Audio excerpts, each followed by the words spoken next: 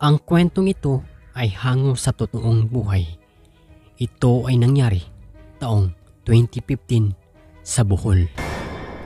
Kayo na po ang bahalang umalam kung anong eksaktong lugar nito.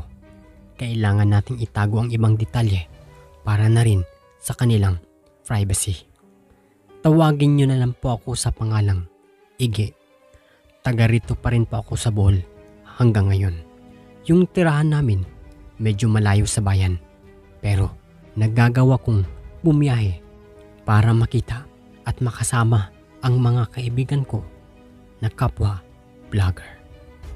Isa po akong vlogger. Baguhan pa lang po ako.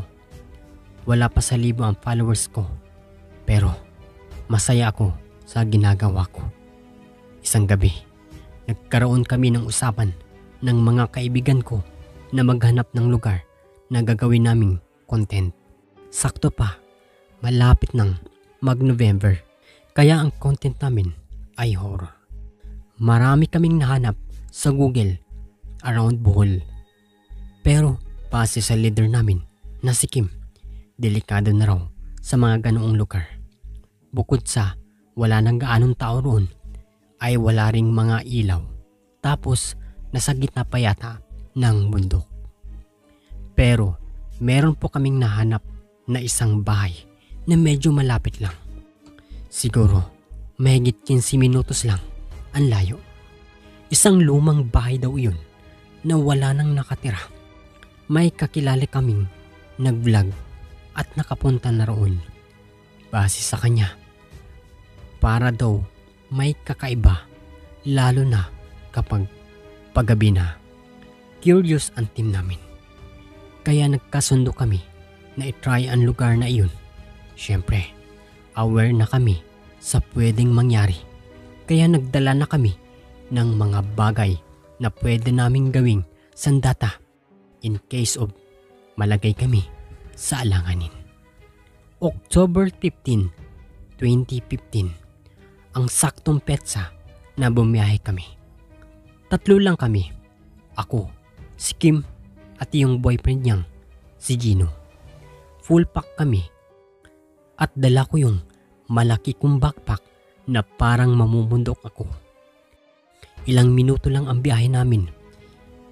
Ibinaba na kami ng tricycle driver sa gilid ng kalye at sinabing lakarin na lang namin papasok doon sa parang maliit na eskinetang pinaliligiran ng mga puno.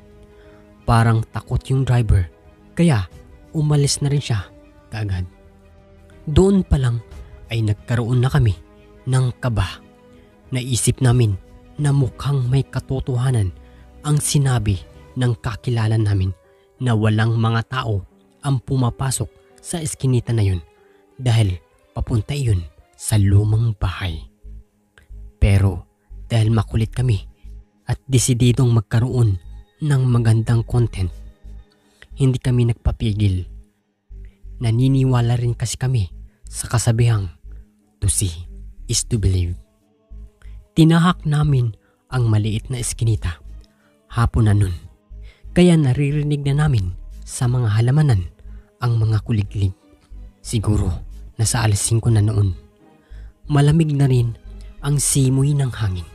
Nung oras na iyon, nakadagdag pa sa kaba namin yung katahimikan ng paligid na para bang sa sobrang tahimik ay may nakamasid sa bawat hakbang namin. Wala pang 5 minuto na naglalakad kami nun, pero ramdam namin na parang palapit na kami ng palapit sa sinasabing lumang bahay. Hanggang sa may natanaw na nga kaming bubong na nakalitaw doon sa likod ng malaking puno. Pinuntahan at umikot kami sa kabila para makapunta roon sa bahay. Pagdating namin sa harapan ng bahay ay agad namin binuksan ang mga kamera namin. Sayang nga at hindi namin kaagad nasimulan ang pagbablog dahil sa kinakabahan kami kanina sa daan. Nagsimula lang kami nang nasa mismong tapat na kami ng bahay. Ako ang humahawak ng kamera at yung dalawang magkasintahan ang nagsasalita. Sandali kaming napahinto sa pagbablog nang may marinig kaming parang tunog ng paniki sa paligid namin. Pero nagpatuloy din kami kaagad dahil inakala namin na totoong paniki lang talaga iyon. Tumambay muna kami sa tapat ng bahay dahil nag-uusap-usap pa kami kung papasok ba kami sa loob ng bahay. Pero ayon kasi kay Kim, mas maraming views ang makukuha namin kung makikita ng mga followers namin ang pinakaloob ng bahay. Pero bago kami pumasok nun, narinig namin na biglang umingay yung mga ibon na sa paligid. Hindi ko alam ang ibig sabihin nun, pero pakiramdam ko ay may kakaibang sinasabi ang mga ibon. Para silang natatakot na hindi ko maintindihan. Pero dahil gumagawa kami ng content, pati ang ingay na iyon ay isinama namin. Siyempre, gumagawa kami ng dahilan sa video kung bakit nag-iingay ang mga ibon na iyon. Matapos ang pag-uusap ay nagkasundo na kami, tatlo, na pasukin ang bahay. Malaki po ang bahay. Kung nasa labas ka, masasabi mong bahay ito ng isang mayamang pamilya noon na inabando na. Maganda yung design ng bahay, pero dahil luma na ito ay kinakain na ito ng lumot at ginagapangan na rin ng mga halaman. Pagpasok namin ay bumungad ang magulong sala. Mga nakatumba ang upuan at nakabalandra ang mga lamesa. Maraming sulat sa mga pader. Siguro marami na ring nagpunta rito. Tapos binababoy nila ang bahay na ito. Inisa-isa naming buksan ang mga maliliit na drawer na nasa sala. Wala kaming ibang makita kundi mga basura. Nilibot namin ang first floor at nakarating pa kami sa may kusina. Marumi na ang lababo, tapos basag-basag yung mga lalagyan ng plato. Medyo napahinto lang kami sa may lababo dahil napansin namin na parang may mga natuyong dugo roon. Sinuri ng maigi ni Gino ang lababo kung totoong dugo raw iyon. Base sa kanya, dugo raw talaga, pero hindi niya alam kung anong klaseng dugo. Dahil doon, nagkaroon na naman kami ng kaba. Pero masaya rin kami dahil palagay namin ay makakatulong iyon sa channel namin para mas lalong makilala. Pinagbubuksan namin ang cabinet pero wala kaming makitang kung ano.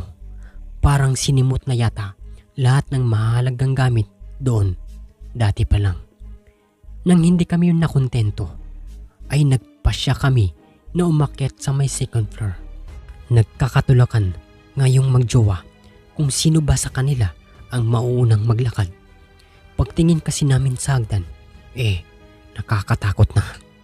Napakaluma na ng hagdan, tapos nakakaparanoid.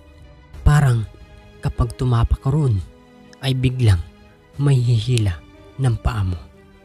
Sa huli, si Gino pa rin ang naunang umakyat. Siya kasi ang lalaki sa kanilang dalawa. Lalaki rin naman ako, pero syempre, cameraman lang ako. Dapat sila ang mauna. Habang umaakyat kami, ay biglang nakarinig kami ng kalabog sa itaas. Hindi kami natakot dun. Sa halip, mas binilasan namin ang pag-akyat para makita kung ano ang nasa taas. Pero pagdating namin, wala namang kaming makita. May naabutan lang kaming mga ibon na nasa lapag na patalon-talon. Tapos may kwarto kaagad kaming nakita. 2 kwarto at may maliit na hallway papuntang terrace. 6:00 na ng hapon nun, kaya medyo dumidilim na. Binuksan na rin namin ang mga dala naming flashlight para ready na. Una kaming pumasok sa kwarto na nasa kanan namin. May kama na lumang-luma, tapos yung dingding ay puno na rin ng mga sulat. Wasak din yung mga bintana na gawa lang sa kahoy. Sobrang daming alikabok sa lapag at ang baho-baho. Napatakip kami ng ilong habang nagpa-vlog. Pagpunta namin sa kabilang kwarto, may nadatnan kaming isang mahabang kahon na kahoy. Nagkabiroon pa kami na baka kabaong ang nakita namin.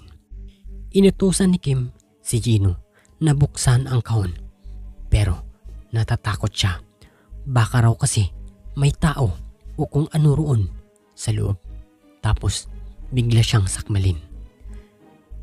Natawa na lang kami sa kanya, pero deep inside, kinikilabutan na rin ako sa lugar na iyon. Mabuti nga at hindi nila masyadong napapansin na nanginginig na yung pagkakahawak ko sa camera. Hindi na namin pinakailaman pa kung ano yung laman ng kahon. Wala rin namang may gusto na galawin yun. Naglakad-lakad lang kami papuntang teres. Medyo malawak ang teres, pero may isang bagay kaming napansin doon. May nakita kaming nakadikit sa pader na kulay itim na hugis itlog ng manok. Para siyang lupa na nabuo at naging bato. Dahil curious kami kung ano yun, tinutok namin ng tinutok ang camera sa bagay na yun. Akala namin ay wala lang iyon. Kaya ginawa namin biro ang nakita namin. Sabi ni Gino, iisa raw yun, itlog ng higante. Tapos tawa kami ng tawa. Pero nawala pa yung saya namin ng mga sandaling iyon nang mapansin naming biglang gumagalaw yung bilog na itim. Napahinto kami, tapos nagkatinginan. Lumayo kami ni Kim, tapos inutusan niya si Gino na sundutin yun. Ginawa naman ni Gino, pero sa ginawa niyang iyon ay mas lalo kaming nagulat. Muling gumalaw ang bagay na yun. Laking gulat namin nang unti-unting naging hugis tao ang itim na bilog na yun. Parang nakabaluktot lang yun. Nang tuluyan ng magbago ang anyong yun, ay hindi na kami nagsayang ng oras. Tumakbo kami kaagad palayo. Sa sobrang taranta, inabitawan ko yung kamera. Nakakakilabot po ang aming nakita. Isa siyang nakakatakot na nilalang. Parang lupa ang katawan niya. Tapos may mga buhok-buhok na kaunti. Tapos yung muka ay kulubot na rin. May nakaosiling pangil sa bibig niya at mahaba ang tenga. Basta palagay namin ay aswang yon. Ganun na ganun ang itsura ng mga aswang na nakikita ko sa internet. Lalabas na sana kami ng bahay na yun nang salubungin kami ng nilalang na yun sa pintuan. Matangkad pala siya, tapos sobrang payat. Nakakatakot din yung tunog na inilalabas niya.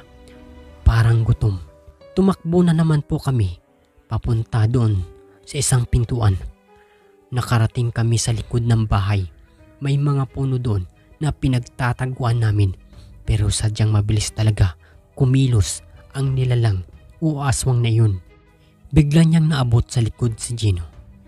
Sa kasamaang palad ay nakalimot niya si Gino, pero hindi kami tumigil na makahanap ng malalabasan para makalayo roon. Tumakbo kami pabalik sa may pinto at nakalabas kami ng bahay.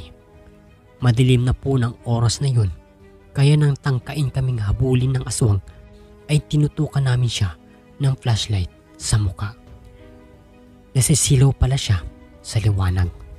Sinamantala po namin ang pagkakataon na yun para makalayo roon, para kasing nabulag ang aswang nang tutukan namin ng ilaw.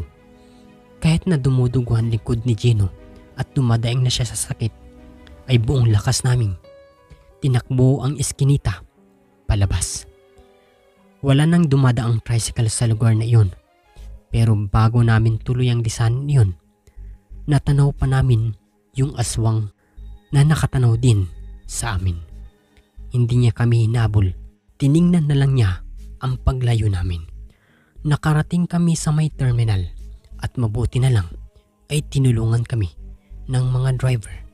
Malaki kasi ang sugat ni Gino. Si Kim naman ay iyak ng iyak. Naitakbo namin si Gino sa hospital at naging maayos naman ang paggagamot niya. Nang tanungin kami ng nanay ni Gino kung ano ang nangyari, pinagalitan niya kami nang sabihin namin ang totoo.